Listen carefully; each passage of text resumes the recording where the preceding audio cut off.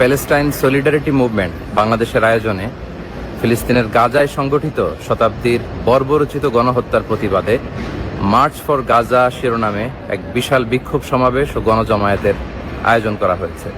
আগামী 12 এপ্রিল রোজ শনিবার শাহবাগ থেকে শুরু হয়ে মানিক মিয়া এভিনিউতে যেয়ে এই মার্চটি শেষ হবে। ইনশাআল্লাহ তাআলা আমি নিজে সশরীরে এই বিক্ষোভ সমাবেশে উপস্থিত থাকব এবং আপনারাও দলে দলে যোগদান করুন।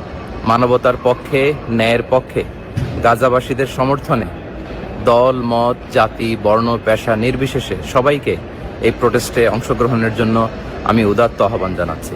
আসসালামু আলাইকুম ওয়া রাহমাতুল্লাহি ওয়া বারাকাতুহু। গাজার সাধারণ মানুষের উপর ইসরায়েলি বাহিনীর নির্মম ও বড় বড় হামলার প্রতিবাদে সরব হয়েছেন বাংলাদেশি ক্রিকেট অঙ্গনের তারকারাও। ইতিমধ্যে মুশফিকুর রহিম, তাসকিন আহমেদ সহ একাধিক ক্রিকেটাররা ফিলিস্তিনের পক্ষে সংহতি প্রকাশ করেছেন সামাজিক যোগাযোগ মাধ্যমে।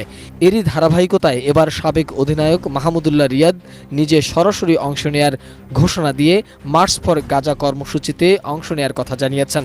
এক ভিডিও বার্তায় মাহমুদুল্লাহ রিয়াদ জানিয়েছেন, আমরা সবাই মিলে সর্বস্তরের মানুষ এই বিক্ষোভ মিছিলে অংশগ্রহণ করব এবং ফিলিস্তিনবাসীদের প্রতি আমাদের পূর্ণ সমর্থন পুরো বিশ্বকে জানিয়ে দেব।